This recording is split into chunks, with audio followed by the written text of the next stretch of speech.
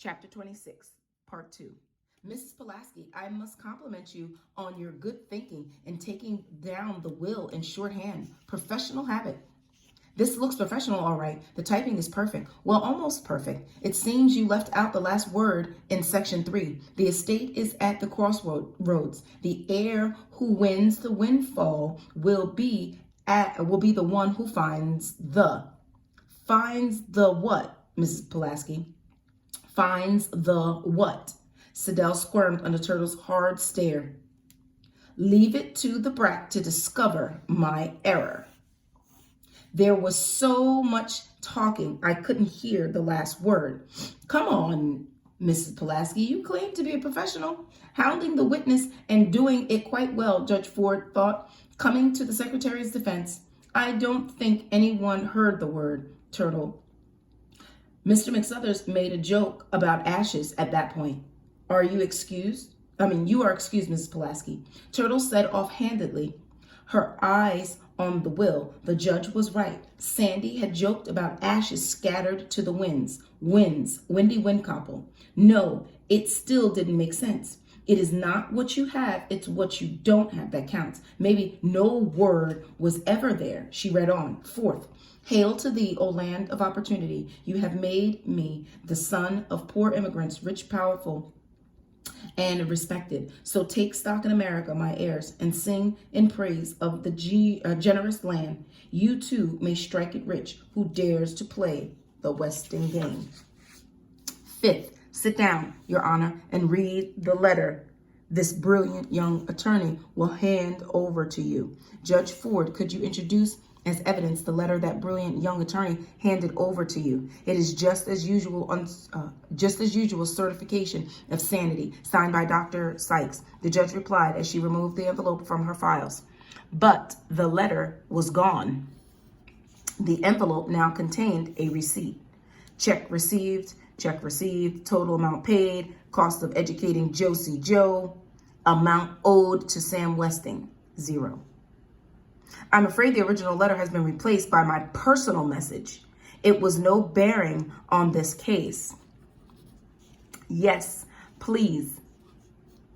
A trembling Madam Hu stood before the judge. For to go to China, she said timidly, setting a scarf-tied bundle on the desk. Weeping softly, the thief shuffled back to her seat. The judge unknotted the scarf and let the flowered silk float down around the booty. Her father's railroad watch, a pearl necklace, cufflinks, a pin, and earrings, set, a clock. Grace Wexler's silver cross never did turn up. My pearls, Flora Baumbach exclaimed with delight. Wherever did you find them, Madam Hu? I'm so grateful. Madam Hu did not understand why the round little lady was smiling at her. Cautiously, she peered through her fingers. Oh, the other people did not smile. They knew she was bad. And Mr. Hu, his anger is drowned in shame. Perhaps stealing is not considered stealing in China, Siddell Pulaski said in a clumsy gesture of kindness. The judge rapped her gavel. Let us continue with the case on hand. Are you ready, counselor? Yes, Your Honor, in a minute. Turtle approached the frightened thief. Here, you can keep it. With shaking hands, Madam Hu took the Mickey Mouse clock from Turtle and clutched the priceless treasure to her bosom. Thank you. Good girl, thank you. That's okay. The heirs were anxious for the trial to continue. They pitied the poor woman, but the scene was embarrassing. 1/2 hour to go. Turtle was close to winning. She could feel it, taste it, but still the answer eluded her. Ladies and gentlemen, who was Sam Westing, she began. He was poor Wendy Windcopple, the son of immigrants. He was a rich Sam Westing, the head of a huge paper company. He was a happy man who played games. He was a sad man whose daughter killed herself. He was a lonely man who moved to a faraway island. He was a sick man who returned home to see his friends and relatives before he died. And he did die, not when we thought he did. Sam Westing was still alive when the will was read. The judge rapped for order. Turtle continued. The obituary, probably phoned in to the newspaper by Westing himself, mentioned 2 interesting facts. 1, Sam Westing was never seen after his car crash. 2. Sam Westing acted in 4th of July pageants, fooling everybody with his clever disguise. Therefore, I submit that Sam Westing was not only alive, Sam Westing was disguised as one of his own heirs. No one would recognize him with the face bashed in from the car crash. His disguise could be simple: a baggy uniform, a chipped front tooth, broken eyeglasses. Sandy. Does she mean Sandy? The judge had to pound on her gavel several times. Ladies and gentlemen, Turtle went on, Sam Westing was none other than our dear friend Sandy, the doorman. But Sam Westing did not drink, you say. Neither did Sandy.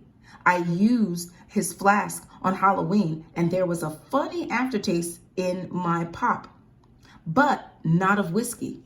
I know how whiskey tastes because I use it for toothaches. It was my medicine. Sandy was a sick man, and the flask was part of his disguise. It also contained the medicine that kept him alive. Turtle surveyed the stupefied audience.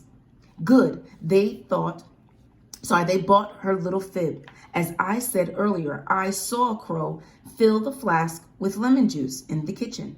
But I saw something even more interesting on my way back to the game room. I saw Sandy coming out of the library. Sam Westing, as Sandy, wrote the last part of the will after the answers were given, then locked it in the library desk with a duplicate key. But what about the murder? You asked, Turtle said. Even though no one asked, there was no murder. The word murder was first mentioned by Sandy to put us off the track. I did not die of natural causes, the will says. My life was taken from me by one of you. Sam Westing's life was taken from him when he became Sandy McSuthers. And Sandy died when his medicine ran out. Turtle paused in a pretense of letting the heirs mull over her last words, trying to figure out what to do next. Why did Turtle leave out Barney Northup? The judge wondered. She knows Northup and McSuthers were the same man because of the bruised shin. Either she doesn't want to confound the jury, or she has no idea that I have why Sam Westing had to play two roles. Why did Sam Westing have to play two roles? Turtle wondered. He had a big enough part as the doorman without playing the real estate man as well. Why two roles? No, not two, three. Wendy Windkoppel took three names. 1, Samuel W. Westing, 2, Barney Northup, and 3, Sandy McSuthers. The judge had questioned, surely Mr. McSuthers could have had his prescription refilled, or are you implying he committed suicide? Pardon me, Turtle was searching the will. The estate is at the crossroads. The heir who wins the windfall will be the one who finds the fourth. That's it. That has to be it. The heir who wins the windfall will be the one who finds the fourth. Wendy Windkoppel took 4 names, and she knew who the fourth one was. Keep calm. Turtle, Alice, Tabitha, Ruth Wexler. Slowly, very slowly, turn toward the judge. Act dumb and ask her to repeat the question. I'm sorry, Your Honor. Would you repeat the question? Turtle knows something. The judge had seen the expression before. Sam Westing used to look like that just before he won a game. I asked if you considered Sandy's death a suicide. No, ma'am, Turtle said sadly, very sadly. Sandy McSuthers, Sam Westing, suffered terribly from a fatal disease. He was a dying man who chose his time to die. Let me read from the will. 6, before you proceed to the game room, there will be 1 minute of silent prayer for your good old Uncle Sam. Ladies and gentlemen, heirs, for we all inherited something. Let us bow our heads in silent prayer for our benefactor, Sam Westing, alias Sandy the doorman. Crow, Otis Amber leaped to his feet as Ed Plum led the cleaning woman through the door.